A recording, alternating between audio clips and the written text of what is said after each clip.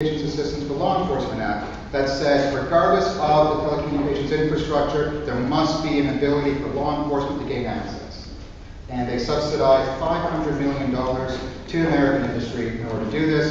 The Europeans did this slightly differently, in which they made the standard for the European Telecommunications Standards Institute that there must be lawful access capabilities in all telecommunications kit built within Europe according to standards. Then came the next generation, what we call the European disease. If there is data held by telecommunications companies, that's fine. But what they wanted to ensure was that data continued to be available after those telecommunications companies no longer needed it. And this is the policy of data retention. It was passed in this country in 2001, December 2001, Anti-Terrorism Crime and Security Act. And then Charles Clarke traveled to Europe right after the London bombings and managed to get that policy pushed through the European Parliament. So now up to 2 years' worth of data is held by telecommunications companies across Europe. So that is the current framework of law, or generally the situation. Undoubtedly this afternoon we'll get into greater detail on it. But let's talk about what is being discussed now, and that is modernizing. It's taking the leap that Clinton did and taking it a hell of a lot further. The Home Secretary in 2008, and I'm not using any names of individuals anymore, because it doesn't matter. I think that's what's coming out more than anything. It doesn't matter who is saying it from which party. It matters which position is saying it. So the Home Secretary in 2008 said, look, all we're trying to do is to maintain our capabilities. Maintain the capabilities of law enforcement agencies to get access to information, and to ensure that this capability continues to exist. And so it's no surprise, in 2011, the Home Office Minister said pretty much the same thing. It's to preserve the existing ability of law enforcement agencies. So in their minds, there are no new powers being discussed. It's all about preservation or update, or what was previously called modernization. And this was articulated most recently by the Deputy Prime Minister, which is, it is all about updating the rules and getting access to the new forms of communication that we undertake. And the example that was given here, it was Skype. So what happened? In 2008, the government introduced the Interception Modernization Program. It had been simmering since 2006, but they started talking about it a little bit more publicly in 2008. It was targeted at ISPs, including mobile phone companies. There was this idea of a central database where all the data flowing through these ISPs, the key communications data would be pulled out, and it would be stored in a central store, probably run by GCHQ. The point was to monitor all third-party services that is Twitter, Facebook, Google Mail, webmail generally, possibly even Skype, that was what was being discussed. And this would be enabled through ISPs deploying black boxes that would presumably be operated by GCHQ. So that's 2008. 2009 came along, and there was a significant change, dropping of the central store.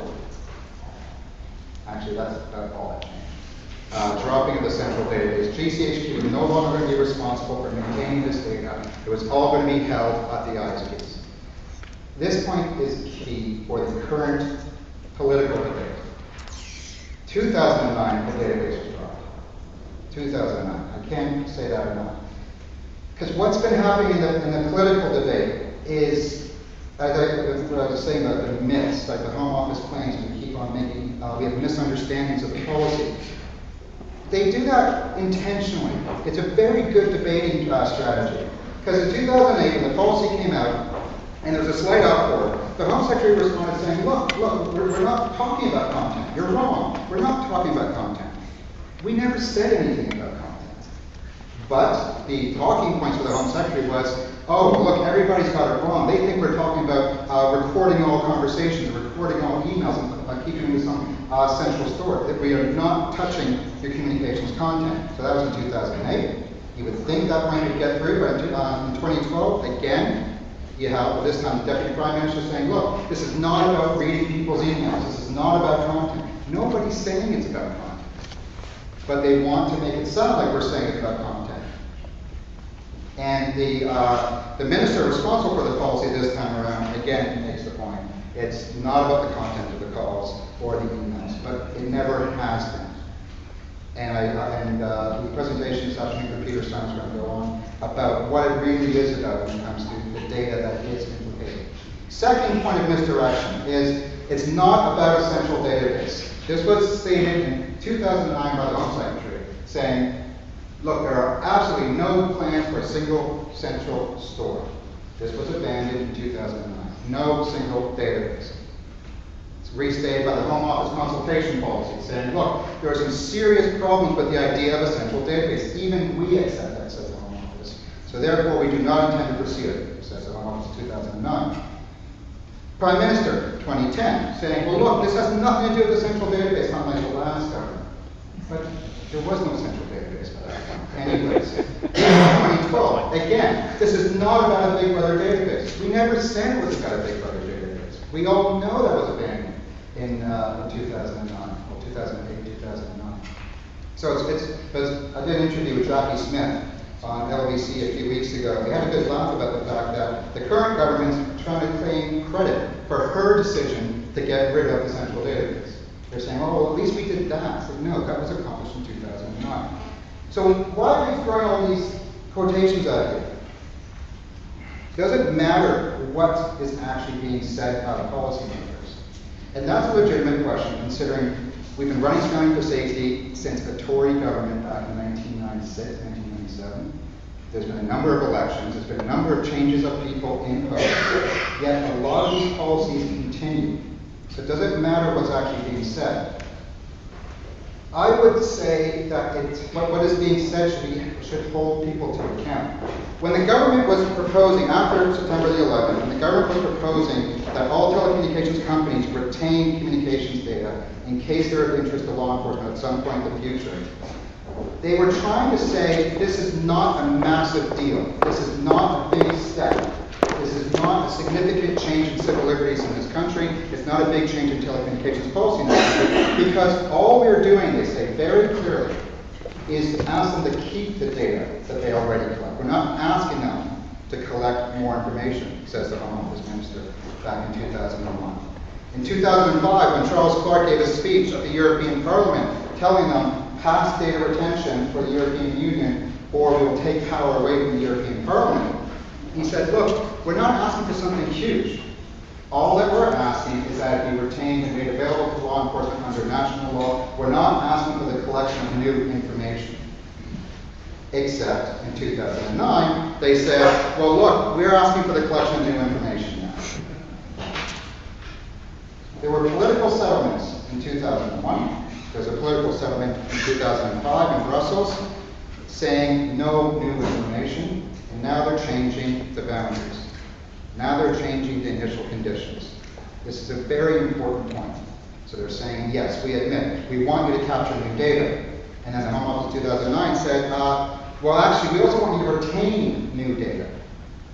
So again, a new power, a new requirement that is well beyond what is required by the law. These are significant changes in law. And not just do ISPs have to collect new data and retain new data, but in 2009 what was being proposed was that they should order this data and process this data so it could be readily accessed by law enforcement agencies. So it is really about imposing a duty upon telecommunications companies in a way that has never previously existed. And so that's 2009. In 2009, through the LSE, we did a consultation amongst technology experts, industry experts, and even regulators. And we summarized all of that analysis in a report that was written through the Policy Engagement Network at the LSE that analyzed the 2009 proposals. That was Peter Stein who led that initiative. And so now, I recommend you first read that because we have to ask, what is the policy now? Well, the policy is 3 steps. First, claim that the previous policy was abandoned, even though it really hasn't. Second step, place foreign third-party providers under RIPA. That is, from our understanding of the briefings that have been shared, the secret briefings that have been shared, is that the original proposal of IMP was black boxes of ISPs, and they would record all your webmail conversations. They would record all your, Twitter and Facebook communications interactions. This new proposal says actually, we're going to make Facebook and Google have to fall under RIPA, under the Regulation of Investigatory Powers Act 2000.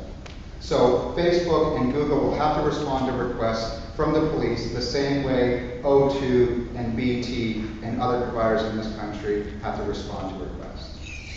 So that's for the Facebooks and the Googles. But for the non-Facebooks and the Googles, the ones who don't want to play by British law, we're going to have to go back to 2009 proposals and place black boxes at ISPs to record communications data as it goes through the network.